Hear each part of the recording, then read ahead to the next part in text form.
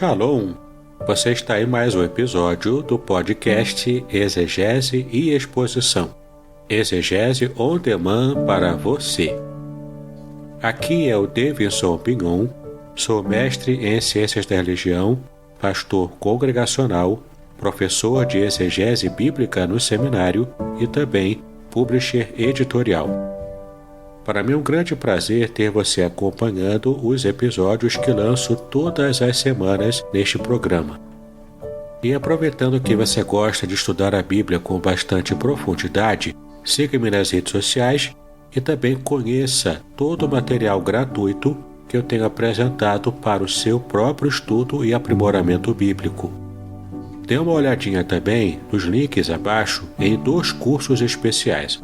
O primeiro deles, Introdução à Exegese Bíblica, e o mais recente, A Trindade Revelada nas Escrituras Hebraicas.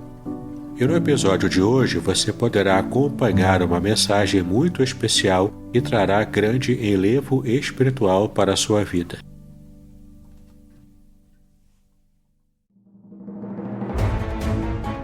Podcast Exegese e Exposição. Exegese on demand para você.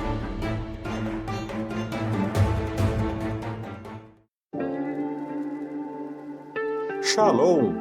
Aqui é o Davidson Pignon. Eu ajudo pastores e líderes cristãos a fazer estudos bíblicos na igreja sem ter problemas com interpretações bíblicas erradas. Então, se você está pensando em compreender a sua Bíblia com segurança, não deixe de assistir a mais conteúdos como este aqui neste canal.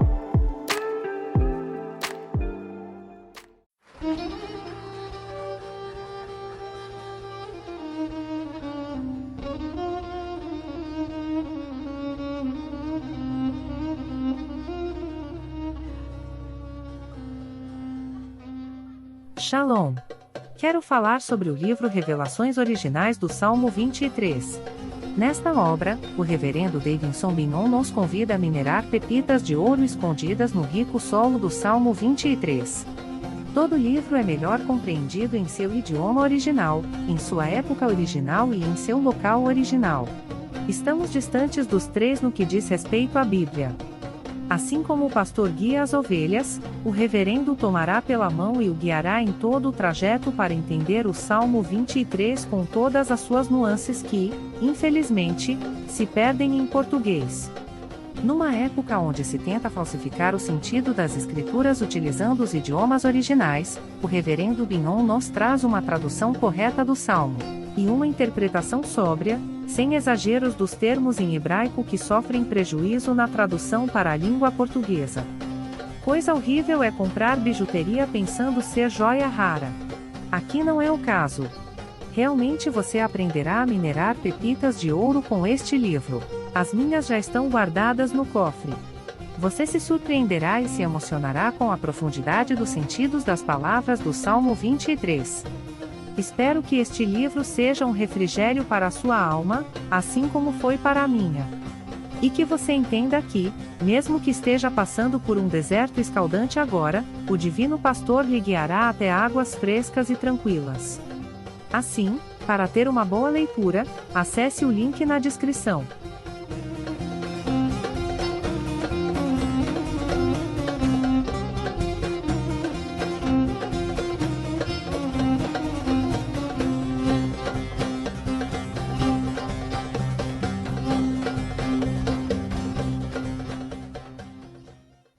Bom dia, igreja. Queria convidar vocês a abrirem a Bíblia em Gênesis, capítulo 38. Gênesis, capítulo 38, nos diz o seguinte: E aconteceu, no mesmo tempo, que Judá desceu de entre seus irmãos e entrou na casa de um varão de Adulão, cujo nome era Hira. E viu Judá ali a filha de um varão cananeu, cujo nome era Sua, e tomou-a e entrou a ela. E ela concebeu e teve um filho, e chamou o seu nome E tornou a conceber, e teve um filho, e chamou o seu nome Onã. E continuou ainda, e teve um filho, e chamou o seu nome Selá, e ele estava em Equezibe quando ela o teve. Judá, pois, tomou uma mulher para o seu primogênito, e o seu nome era Tamar. Porém, o primogênito de Judá, era mau aos olhos do Senhor, pelo que o Senhor o matou. Então disse Judá a Onã: entra a mulher do teu irmão e casa-te com ela, e suscita semente a teu irmão. Onã, porém, soube que essa semente não havia de ser para ele.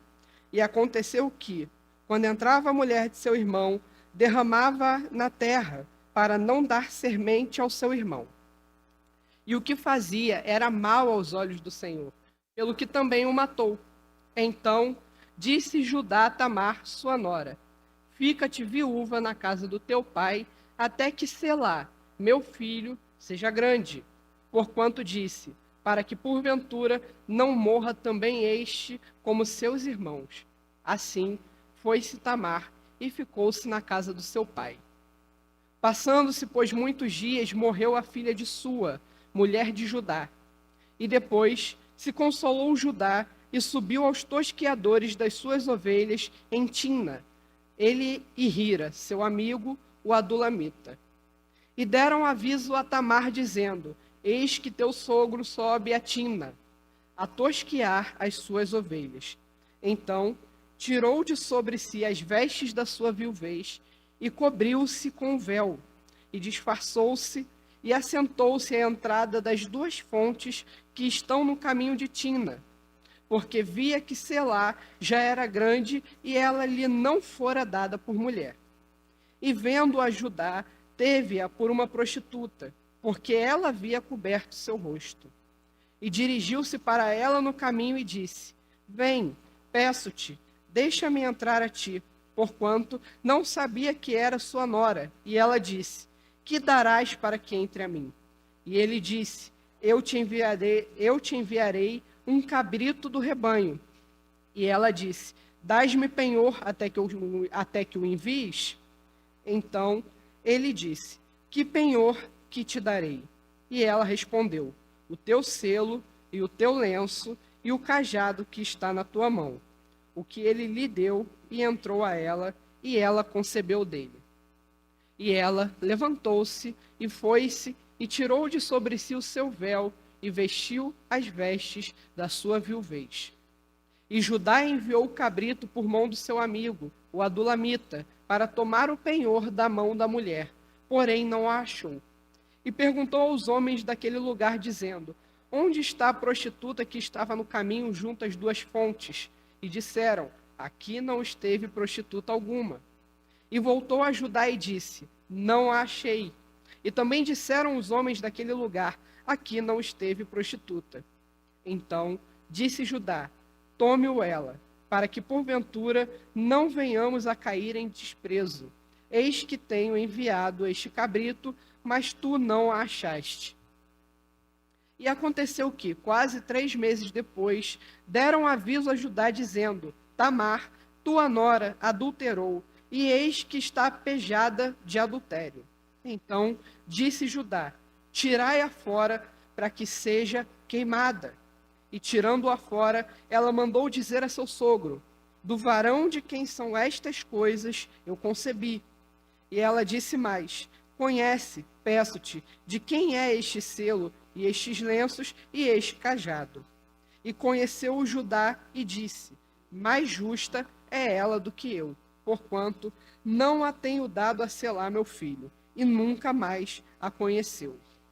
E aconteceu, ao tempo de dar à luz, que havia gêmeos em seu ventre. E aconteceu, dando à luz, que um pôs fora a mão, e a parteira tomou-a, e atou em sua mão um fio roxo, dizendo: este saiu primeiro. Mas aconteceu que, tornando ele a recolher a sua mão, eis que saiu o seu irmão, e ela disse: como tens tu rompido? Sobre ti é a rotura. E chamaram o seu nome Pérez. E depois saiu seu irmão, em cuja mão estava o fio roxo, e chamaram o seu nome Zerá. Pai amado, que o Espírito Santo esteja sobre nós nessa manhã, nos dando entendimento, e compreensão da verdade da tua palavra. Em nome de Jesus. Amém. Irmãos, esse texto ele é maravilhoso. Ele já começa com uma quebra de paradigma. Começa com uma quebra de um estilo textual. Quando a gente começa a leitura do texto de Gênesis, a gente repara que a narrativa de Gênesis ela é muito coerente naquilo que ela aborda. Ela começa com a história de Adão e Eva, depois parte para a história da família de Noé, pré-dilúvio, pós-dilúvio, entra na história de Abraão, depois segue para a história de Isaac, por fim, a história de Jacó. Em seguida, por lógica, ela deveria abordar a história de José, que é a figura bíblica que é abordada em relação à proteção, à salvação que ele traz para o povo em meio ao Egito. E esse capítulo ele é interessante porque ele quebra isso. A gente vê no capítulo 37, iniciar a história de José, contando a forma como ele foi traído pelos irmãos, como ele foi levado cativo. E ao invés de dar prosseguimento na história de José, o autor bíblico ele faz uma pausa e ele conta a história dos filhos de Judá. Eu não vou entrar no mérito disso agora, mas é muito interessante, porque já mostra para nós que é algo aqui que Deus quer que a gente atente. É uma história que é tão importante que ele quebra a narrativa da história que estava sendo contada antes. Resumindo a história, Judá, ele desobedece após a suposta morte de José, ele se afasta da sua família, desce ao território dos cananeus e toma lá uma mulher para si. Dessa mulher ele tem 3 filhos, dos 3 filhos, 2 falecem. E aí a gente precisa, irmãos, estar atentos, em primeiro lugar, aos pecados de Judá e dos seus filhos. Compreender o que vai ser trabalhado aqui nessa manhã demanda que a gente compreenda o que está acontecendo aqui. Quando a gente olha para esse texto, esse capítulo 38, ele gera um certo desconforto, é um capítulo que conta a história de um homem que teve 3 filhos, um filho foi morto por Deus, o outro filho se recusava a dar filhos para sua esposa. O pai, no caso, o sogro, procura os serviços de uma prostituta e acaba engravidando a sua nora. É um texto complicado. Quando a gente lê assim no primeiro momento, a gente fica pensando, nossa, que história complexa, que história difícil, de certa forma até indigesta, quando a gente compara com o nosso padrão hoje, quando a gente olha para a própria palavra de Deus, que apresenta uma moral elevada, que apresenta um Deus que defende a monogamia, que defende a moralidade. E a gente olha para Judá, a gente olha para os filhos dele, a gente vê isso, acha esquisito. A gente olha para a própria atitude de Tamar e acha esquisita também. Ela tira as roupas dela, se veste como uma prostituta e se coloca à beira da estrada para seduzir o seu sogro. Por que era importante para Deus parar uma história tão legal e tão gloriosa quanto a história de José? Caramba, é a história do filho humilhado que é levado escravo e se torna governador de todo o Egito, e através disso ele salva todo mundo da fome. Olha que história legal. Olha que história grandiosa. Para que o autor bíblico interrompe essa história para contar a história de Judá? Vamos compreender, portanto, os pecados dessa família. Começando por Er. Er, o primeiro filho de Judá. A Bíblia se retém a falar que ele era um homem tão perverso que aprove ao Senhor matá-lo. O que a gente tem conhecimento da vida e da história de Er é que ele era tão perverso, mas tão perverso, que ele é o primeiro relato bíblico de Deus diretamente matando um homem. É o primeiro. A gente tem na Bíblia Deus enviando dilúvios, Deus enviando os seus anjos para aplicar justiça, a destruição de uma cidade inteira em razão do crescimento da iniquidade dessa cidade. Mas esse é o primeiro relato no qual Deus olha para um homem e o considera tão perverso que ele mesmo tira a vida desse homem. A gente não consegue mensurar o tamanho da maldade de Er quando a gente para pensar que Deus pôs fim à vida dele. Onã, seu filho, o segundo filho de Judá, a gente não consegue precisar exatamente qual foi o pecado dele. A gente não sabe dizer se Onã ele foi extremamente ambicioso, a gente não sabe dizer se Onã foi extremamente vingativo, ou se ele foi extremamente prepotente. Para compreender o pecado de Onã, a gente precisava compreender algo que em Deuteronômio 25, bem posterior a esse relato, fica consolidado. Havia uma prática que se chamava a prática do levirato. Por isso que a palavra levir, em latim, significa cunhado. O que era a prática do levirato?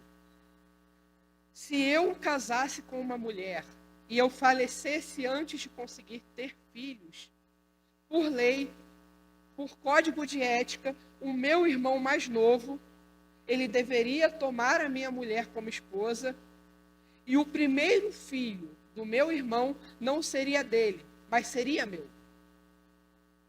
Dentro da história do Médio Oriente, dentro da história dos povos dessa época, o nome de um homem era muito importante. A linhagem de um homem era muito importante. Era inconcebível que um homem morresse e não deixasse filhos. Era legal, era exigido que se desse continuidade à linhagem, ao nome de uma pessoa.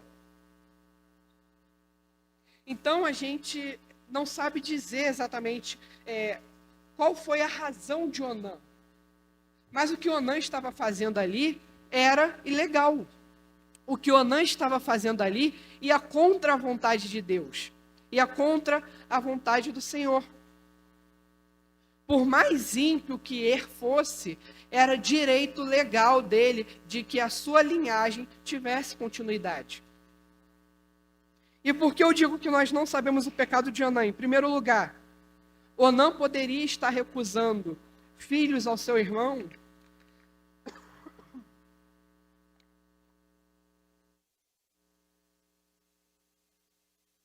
Primeiro, ou por ambição. Porque por lei, se Er não deixasse herdeiros, toda a fortuna de Judá seria herdada ao filho vivo, ao segundo filho vivo, no caso Onã. A partir do momento que Onã não dá filhos ao seu irmão falecido, ele se tornaria o cabeça daquela família futuramente. Era ele que ficaria com as posses, com os bens de Judá. Ao mesmo tempo, isso não é afirmado categoricamente. Poderia ser simplesmente uma questão de vingança. Onã poderia considerar o seu irmão tão ruim que não queria dar uma linhagem para ele. Sabe aquela história de, nossa, ele é tão ruim que ele não merece nem colocar um filho no mundo, igual a gente ouve muitas vezes? Poderia ter sido esse o raciocínio de Onã. Mas também é uma terceira causa que Deus escolheu matar Onã, Deus decidiu por fim a vida de Onã, simplesmente porque nesse ato de recusar-se a dar filho para sua esposa, ele estaria sendo prepotente. Porque se é da vontade de Deus que a linhagem de um homem continue, quem era Onã para decidir se Er deveria ter descendentes ou não? A gente hoje tem a palavra Onã. Onã acabou se tornando um conceito técnico, a palavra onanismo, que alguns usam para a prática de interromper o coito antes de ter o orgasmo, outros atribuem ao simples fato da masturbação, mas eu não tendo por essa segunda linha, tendo em vista que o que Onã fazia não era a masturbação em si, mas recusar-se a dar filhos à sua esposa. Então ele estava, de fato, tendo relações sexuais com Tamar, egoisticamente, de uma forma egoísta no caso. Ele estava usando Tamar, mas na hora de dar a Tamar o que era devido, que era ter filhos, que era dar continuidade à linhagem do seu irmão, Onã recusava isso. E Onã também é tido por errado ao Senhor e também é morto. O terceiro filho de Judá, nós não podemos atribuir nenhum pecado. O que a Bíblia nos fala dele é que ele era tão jovem que Judá usou isso como uma justificativa para não entregar Tamar para ele. Mas é de Judá que eu vou falar agora. A gente precisa entender os erros de Judá. Em primeiro lugar, Judá, ele já começa errado. Ele começa negando a tradição matrimonial da sua família e toma para si uma mulher cananeia. Quando a gente olha para a história de Abraão, para a história de Isaac, para a história de Jacó, a gente vê os pais buscando esposas para os seus filhos dentre o seu próprio povo. Havia um interesse de que a linhagem não se contaminasse com os pecados do povo cananeu. E Judá vai contra isso, e é exatamente o que ele faz. Ao invés de tomar para o seu filho uma esposa entre os seus parentes, ele desce a Cananeia, habita lá e toma uma mulher da Cananeia para si.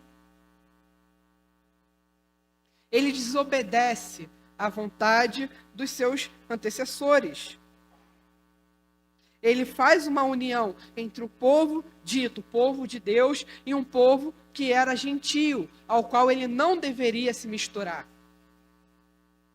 Em segundo lugar, Judá, ele nega o seu filho mais novo para Tamar. Quando a gente fala que o filho mais novo fica com a esposa do irmão falecido mais velho, a gente não está falando de um direito do irmão. A gente está falando de um direito da viúva. Era direito de Tamar ter um marido. E pela lei, Tamar, ficando viúva, não poderia se casar com nenhum outro homem de outra família. Ela necessariamente deveria casar com um homem da família do seu falecido esposo. Judá, ele comete um pecado porque ele foi covarde. Ele viu que Tamar casou com o primeiro filho morreu. Casou com o segundo filho morreu. Aí ele, vou dar meu terceiro filho não. Ele enrola Tamar com a história do filho ser muito novo. Volta para a casa do seu pai, espera lá que quando meu filho estiver mais velho, eu chamo você e te entrego para ele. Ele faz isso exatamente para não entregar Tamar ao filho, com medo que o terceiro filho morresse também.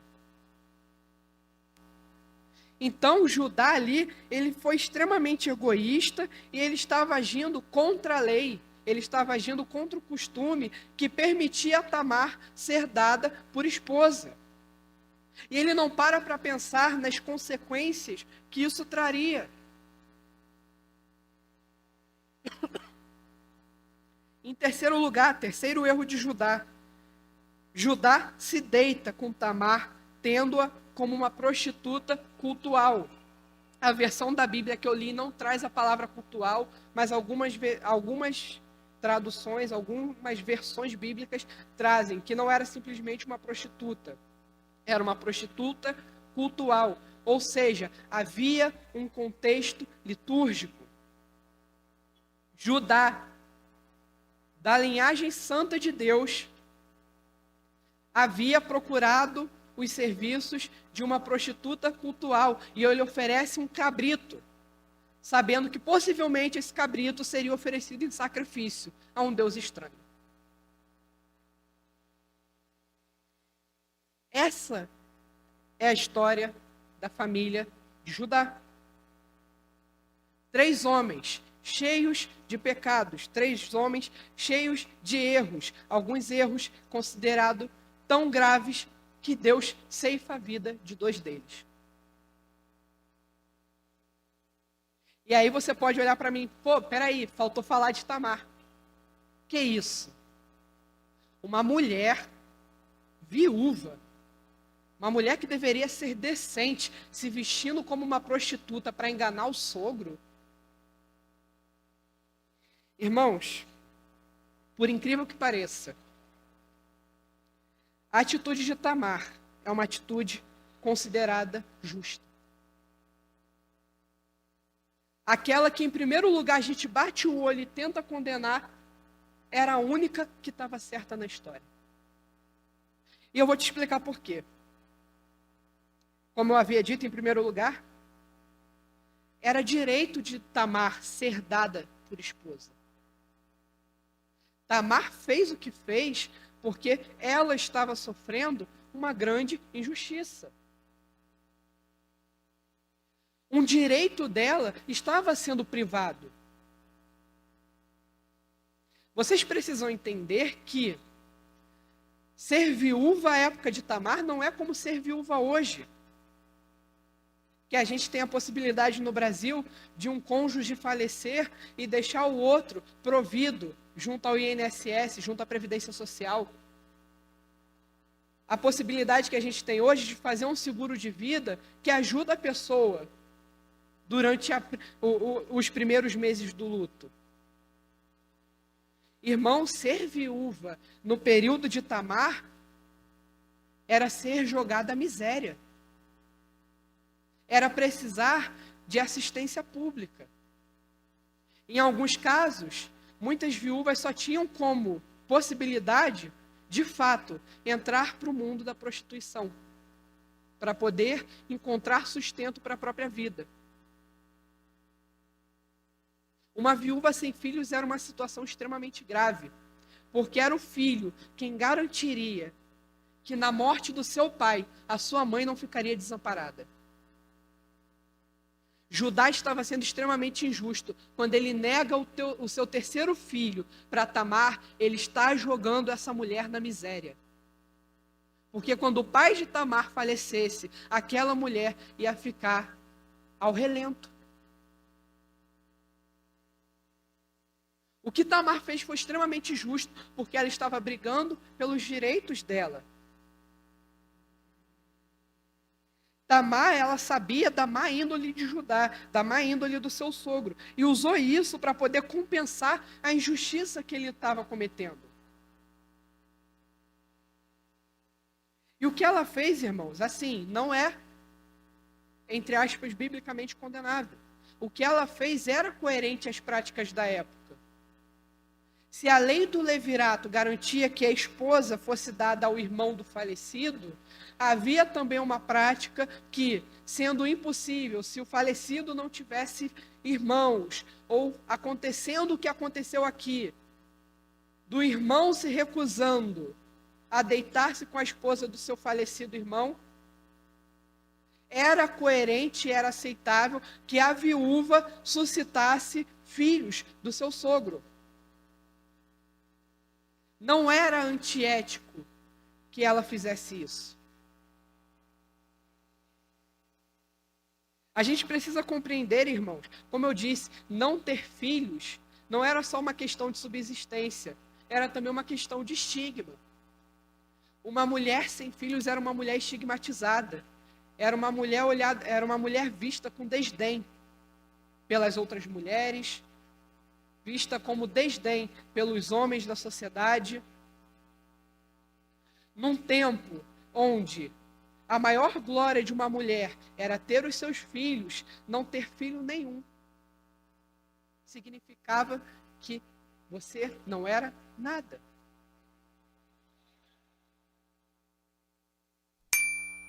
Como eu disse também, ela não poderia casar com ninguém de fora da família. A partir do momento em que Judá não dá o seu terceiro filho para Tamar, ela não poderia simplesmente se casar com alguém de outra família. A lei proibia isso.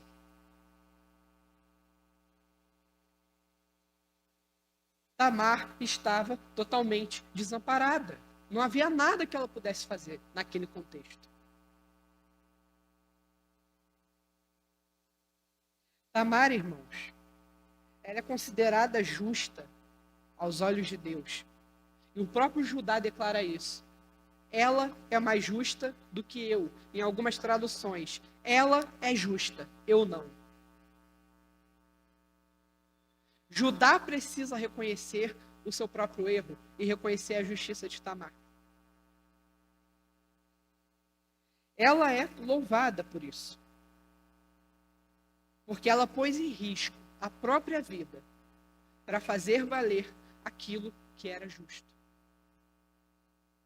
Num contexto onde a mulher não tinha voz, num contexto onde a mulher não tinha voto, onde a mulher não tinha participação política e social, tomada de decisões, num contexto de extrema submissão ao seu marido, Tamar colocou em risco a sua própria vida, podendo ser queimada, podendo ser apedrejada, para lutar pelos seus direitos, para lutar por aquilo que era justo aos olhos de Deus. E ela foi muito sábia. Ela não pediu o selo e o cajado de Judá, porque simplesmente, o selo era valioso e o cajado tem uma aplicação simbólica, que ao pedir o cajado de Judá, ela toma para si as bases dele e deixa ele sem palavras. Tem gente que adora inventar sentido esotérico nas coisas que estão na Bíblia. Não é nada disso. É objetivo. O selo era nada mais, nada menos do que um cilindro com gravuras que ficava no pescoço do homem, que se ele molhasse a terra e rolasse aquele cilindro, a assinatura dele aparecia ali. Era um QR Code de pescoço. O cajado, por sua vez, não era simplesmente um pedaço de pau que o homem se apoiava. Não, o cajado também era uma figura de poder e autoridade. No cajado de um homem tinha as iniciais do seu nome. Tamar sabia que em algum momento a gravidez dela seria revelada e ela seria levada para julgamento e morte. E é por isso que ela pede o cajado e o selo. Que na hora de se defender, ela fala: reconhece de quem é esse selo? Porque quem tinha o direito de pedir a vida dela era o sogro, pai daquele que deveria ser o seu marido. Quando ele olha o selo e olha o cajado, ele percebe aquilo que ele fez. Ele é obrigado a perceber que não foi ela que desobedeceu à lei. Quem desobedeceu à lei foi ele, porque ele tinha que ter entregue o seu filho. Irmãos, Tamar foi extremamente amorosa com seu sogro. Sabe por que eu digo isso? Porque ao tapar o seu rosto e colocar-se e se humilhar e se apresentar na forma de uma prostituta, ela estava protegendo o seu próprio sogro da morte. Porque o incesto era condenado à morte. Se Tamar era prometida do filho de Judá, Judá jamais poderia se deitar com ela. Ao esconder a sua identidade, ela torna ele inocente desse crime. E é por isso que quando a gente olha para essa história, a gente vê que a injusta nunca foi Tamar. Injusto sempre foi Judá e os seus filhos. Mas e como isso muda a minha vida? Como isso muda a sua vida? Como isso se aplica a nós? Em primeiro lugar, irmãos, a história de Tamar é uma história maravilhosa. É uma história que ensina para nós que nós precisamos lutar pelo que é certo, pelo que é justo e pelo que é a vontade de Deus, ainda que isso coloque a nossa própria vida em risco. Eu sei que eu estou falando de um período pré-mosaico, ou seja, ainda não havia a lei de Deus nas tábuas morais, ainda não havia o cânon dado a Deus. É pré-mosaico, tudo isso aqui. Mas quando a gente olha para o que está sendo narrado aqui, a gente vai para Deuteronômio, capítulo 25, tudo isso que eu estou contando está lá. Então, mesmo nesse contexto, obrigado. Mesmo nesse contexto, Tamar já estava lutando por aquilo que era justo e agradável aos olhos do Senhor. Já pararam para pensar na coragem que mulheres como Tamar, Esther, Maria Madalena, a Samaritana, na coragem de muitos filhos de Deus de entregar o seu pescoço à guilhotina? A gente precisa estar ciente que isso pode acontecer. Talvez não uma pena capital, mas a gente está entregue à morte todos os dias. Eu posso sair daqui hoje de manhã e ser surpreendido daqui a 15 dias na minha casa com uma intimação de um oficial de justiça para prestar contas de uma declaração que eu dei no púlpito, por ser considerada politicamente incorreta, por ser considerada ilegal aos olhos daqueles que se escandalizam da moral de Deus. Eu terei a mesma coragem de Tamar, de defender aquilo que eu disse com unhas e dentes, não para salvar a minha própria vida, não para preservar o meu próprio patrimônio, porque condenações judiciais são caras, mas para me manter firme à verdade do Evangelho.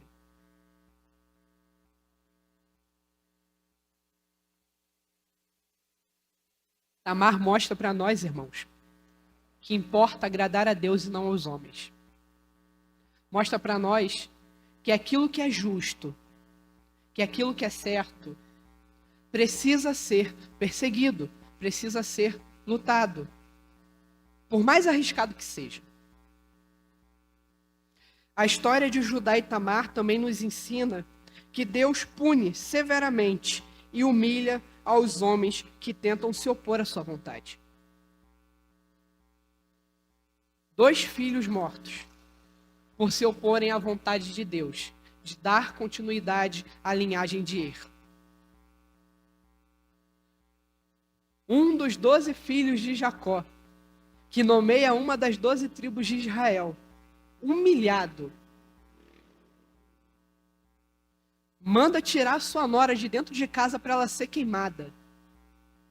E no final, ele ter que reconhecer que o único que cometeu um crime foi ele.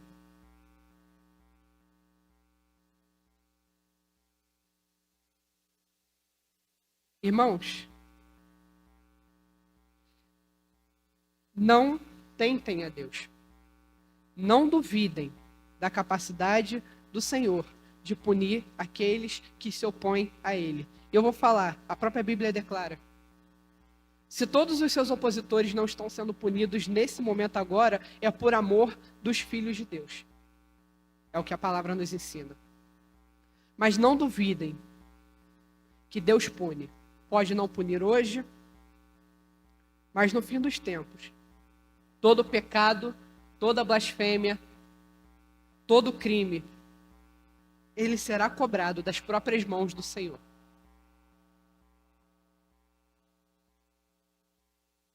Os nossos pecados foram perdoados por amor a Cristo, pelo amor de Cristo na cruz.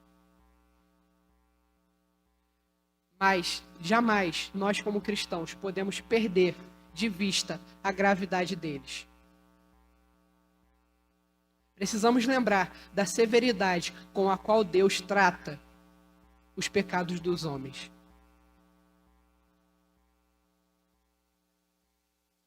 Mas eu não estou aqui para botar medo em ninguém, não.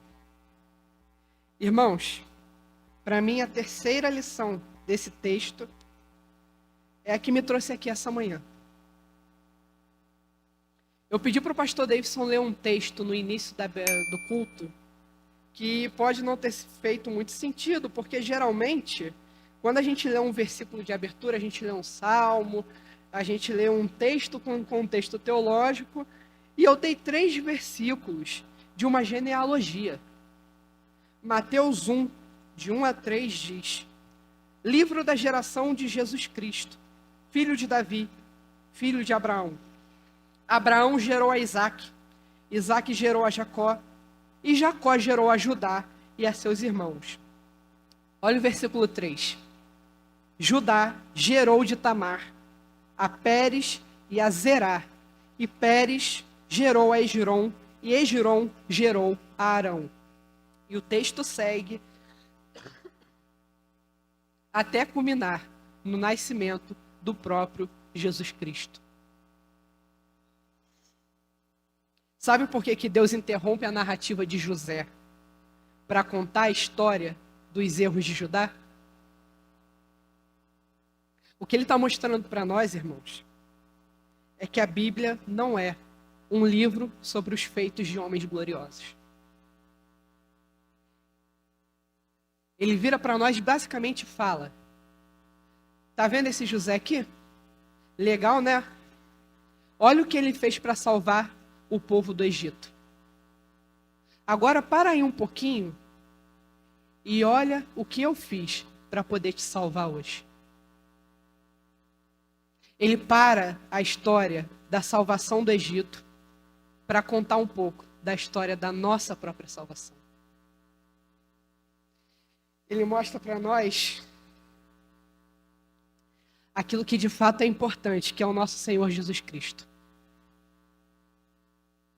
Falar de Deus, mostrar Cristo em todas as partes da Bíblia é tão importante que ele para tudo para fazer isso.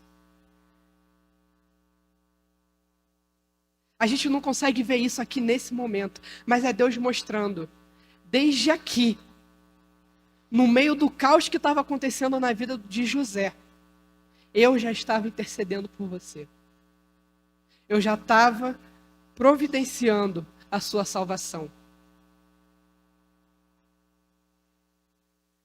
É uma história que é tão importante, irmãos, que a gente não podia esperar terminar a contar a história de José. Tinha que parar.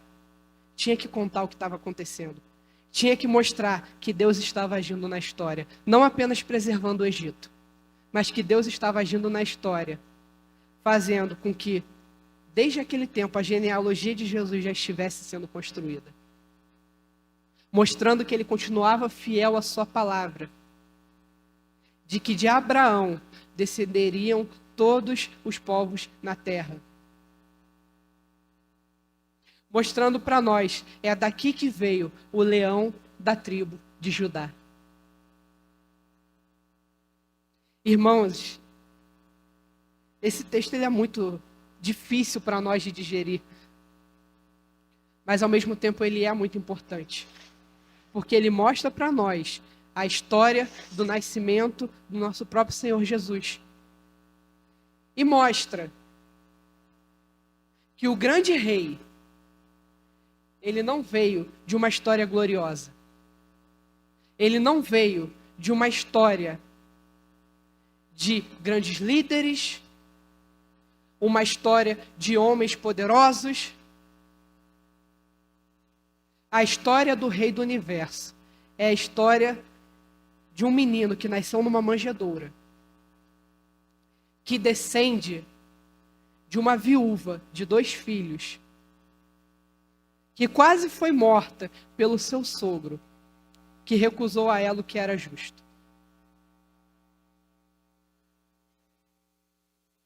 Mostra para nós que no meio de tantas adversidades,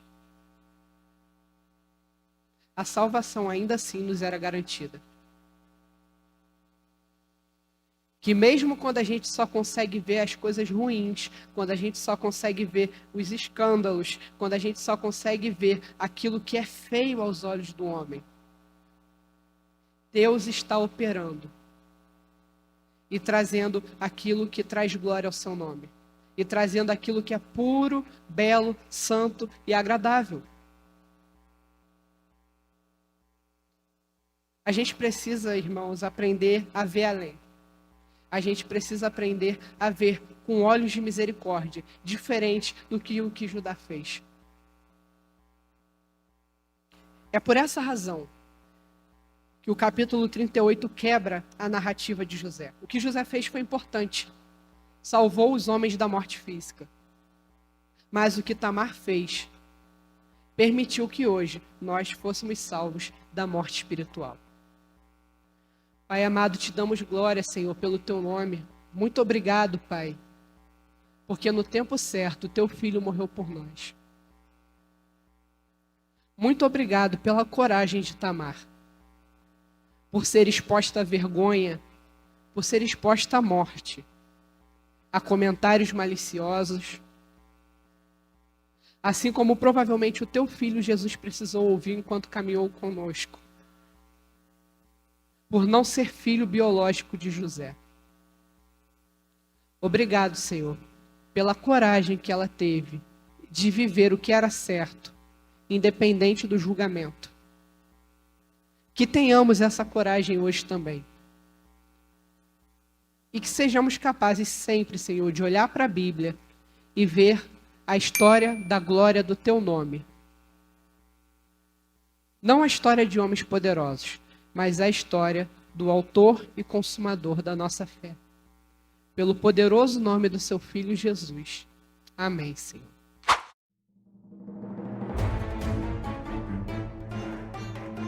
Muito bem, agora eu gostaria de ver a sua participação.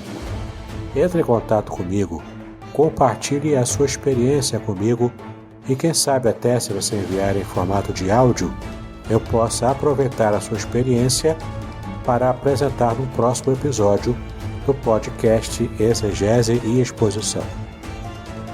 Eu sou Davidson Bignon e eu ajudo pastores e líderes cristãos a fazer estudos bíblicos da igreja, sem terem problemas com interpretações erradas. Se você então está pensando em compreender a sua Bíblia com segurança, não deixe de assistir a mais episódios como este aqui. Então, assine o canal, acione o sininho, curta, comente e também compartilhe. Ajude-me a ampliar o alcance com estudos bíblicos de qualidade na internet. Que Deus abençoe os seus estudos, paz e bênçãos sobre a sua vida.